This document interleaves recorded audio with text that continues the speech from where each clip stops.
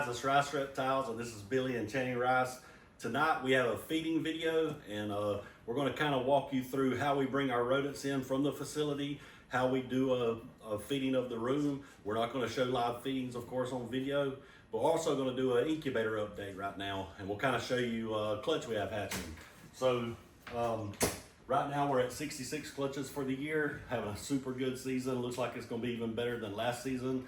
Really having a good high go rate with not as many females having many slugs on us.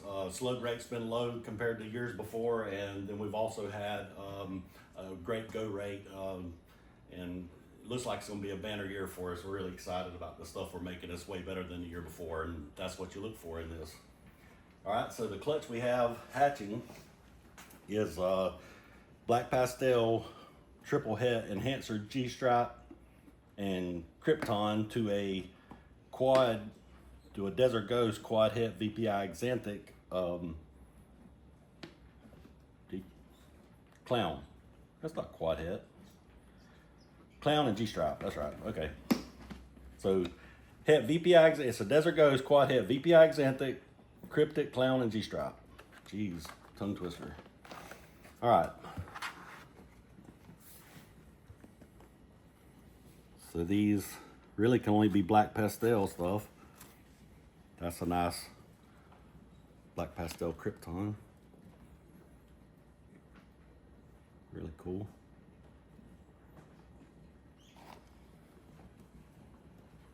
Got another Krypton in the clutch. Not Black Pastel though, normal. This one's really cool. You can tell this is Het Cryptic. Well, we'll pull this one first. Yeah, Chinny, help. All right, so this one is not Desert Ghost, but it is a G-Stripe, a Black Pastel G-Stripe, and you can always tell the Het Cryptic in that because of the pattern and the size. Het Cryptic versus just a Black Pastel G-Stripe throws tons of pattern on the side. Really works well with it. And this one's also Desert Ghost. And here's the Black Pastel version, not Desert Ghost, kind of give you the difference in the color. So a whole lot of difference in color on that. But it's very cool. This will be one we'll test, and it'll go into our Xanthic Desert Ghost project stuff.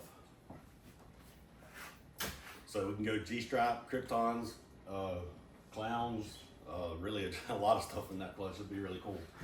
All right, so that's just kind of update on what's going on in the incubator. Really excited about this season, and it's really going very well. So this is how we bring our rodents in here, and ooh, does the room ever smell bad? It smells like Channing's closet. Okay, maybe not, but it's really bad. It's not that bad. But guys, so we made these tops, and these work really well. We flipped these over, just made it out of 1/2-inch hardware cloth. Goes over the top of it. Doesn't really fit that well. Fits very tight. Yeah. I made it like that on purpose so you don't spill them. I just flip it around whenever they're sitting here just because yes. on top. When we bring them in the facility, we just flip it around this way because it's just easier to move around then. You can push it to the side, however you want to. All right, so we pull these off, guys, and you can come in here and see how many rodents we actually have in these things. It's crazy. So this is like our smalls, wings up to smalls, and really some small mediums in there. Then we get into our mediums to larges. And the larges will of course go to, not very many larges in this, but there's probably a few, like this would be a large.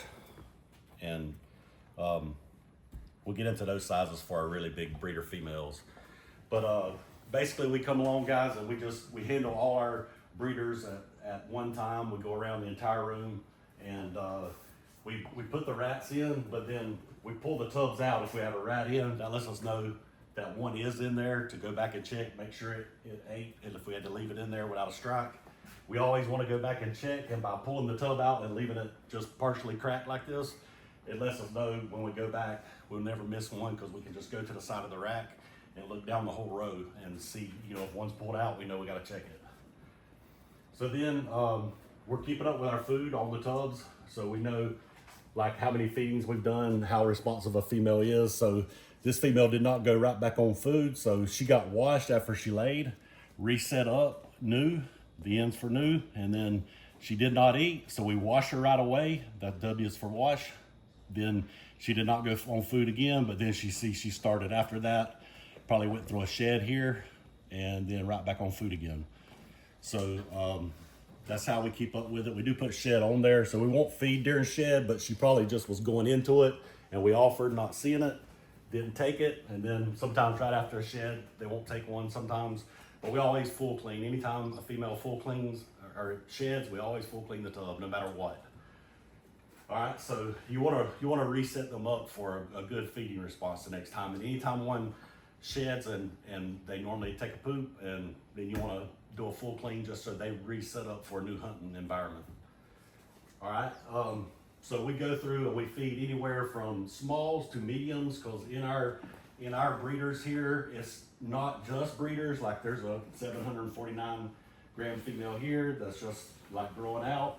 So we just individualize care. We do not like organize by projects or anything, because everything's individual care here. So like with a female, we want to put the best possible male to it. So in any project, we want to be able to go anywhere. So we don't have like a designated area for clown pies and we're just gonna make clown pies.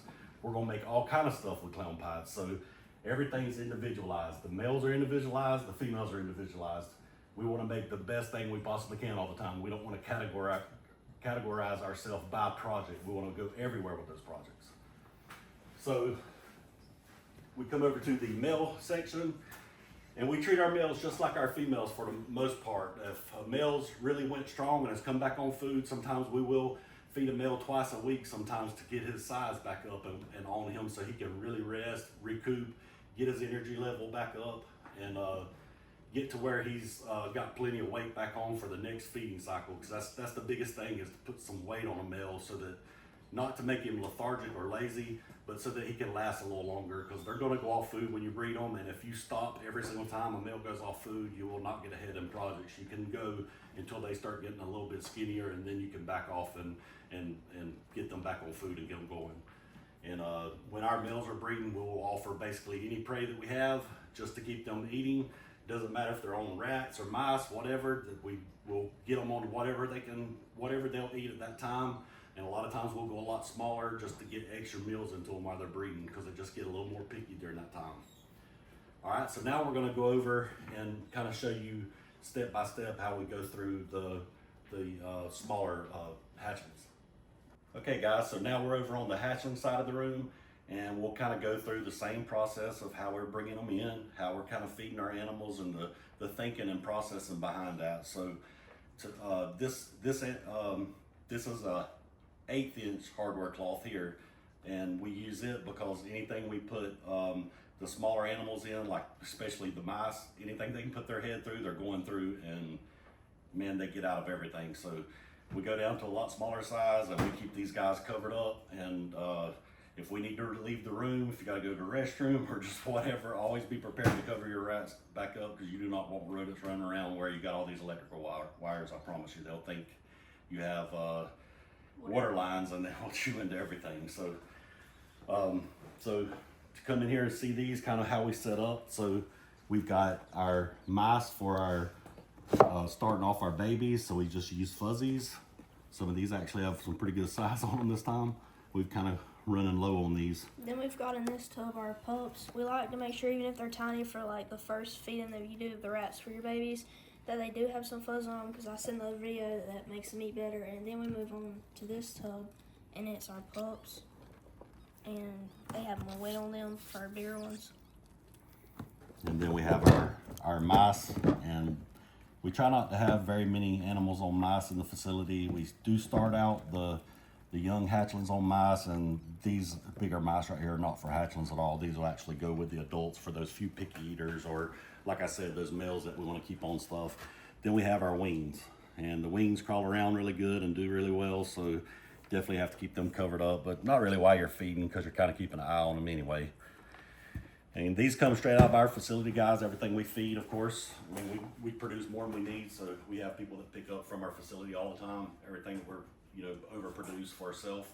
But We also sell FRM rodent food. If you haven't seen our rodent video, go back and you'll see our rodent facility tour. Take a check that out. So it'll give you a little bit of tips about stuff, and we'll keep bringing you this kind of content sometimes. Just kind of give you tips on things that we're doing here in the facility. So when we're starting out a young animal for the first feeding, we always let ours shed. We like to wait 5 to 7 days after a shed. You can wait up to 2 weeks. It's perfectly fine. You actually will get an even better feeding response. And we're putting in a very small fuzzy. Something totally eyes closed and barely crawling around. So you're not giving your animal any bad experience. It's all about a non-negative experience the very first time. So we start out on papers, so they shed, and after they shed, we put them on, we keep them on the paper, and we offer one of these fuzzy mice. And then after we offer a fuzzy mouse, so there will be no marks on this when it's first set up. These are a little bit older and already have chips on them. So on the first feeding, there will not be any marks on this. This will be totally clean, and you put a line per time you offer food. So this one's fed 3 times, and after about 3 to 5 meals, we consider them ready to feed if they've not missed one. I ain't ready to sell. Anyway, so we're offering that little fuzzy mouse. We do that for the first 2 times, and then they actually go ahead and start on a rat pup, and we'll start them out on a small rat pup on that 3rd meal.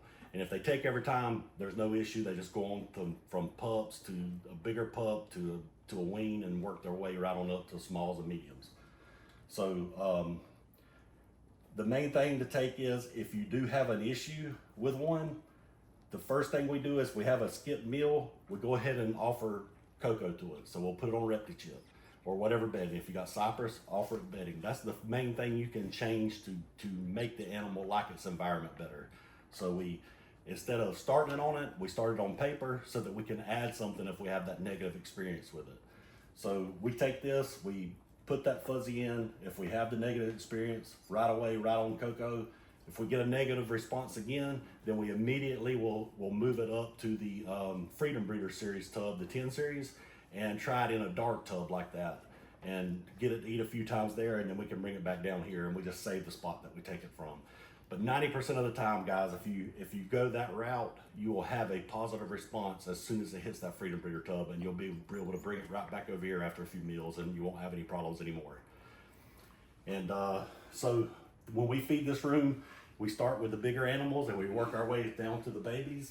And so we're at good wing size down here at the very start of this. They're already eating really good sized wings. And as we move this way, it's left to right in clutch order. And once we get down here, we're on, small, really tiny pups, or all the way down to still this one just ate its 2nd meal, so it ate a mouse there. And that's just kind of how we do it. We keep up with each food mark on the tub, and then when we feed them over, switch them over to rats. A lot of times, if we've been confused about one or having any issues, we'll actually mark an R on the tub just to keep up with that. It did switch over to rat, but if it goes in order every single time, we normally won't have that on there. But you see right here, we had one that actually went another meal. It would not eat the rat, so we just took that out and re-offered. And it ate the meal, so it added mouse the next time. We had to re-offer mouse and take the rat out. So that's kind of where you have a struggle, and you just re-offer to prey and try it again like that. And normally you'll get a positive response. So the other thing is, if you have any issues with them not getting on, like if they want to stay on mice, just stay down with small sizes, and as it gets just a little bit of size, then offer rat, but that rarely will ever happen. But sometimes you get one that's just a little bit pickier and you'll just have a little bit of trouble. But if you have any questions about anything that we're doing here, this is how we pull our shed tests. That's why you'll see some of these hanging out like this.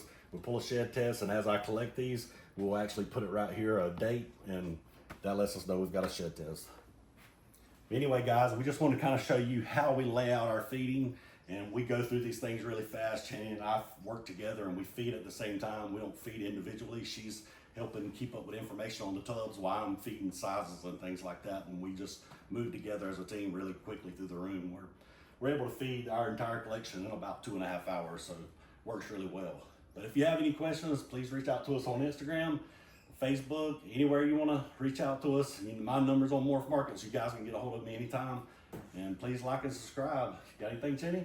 Go watch our videos if you haven't, and thank you for watching. Until next time. Thank you.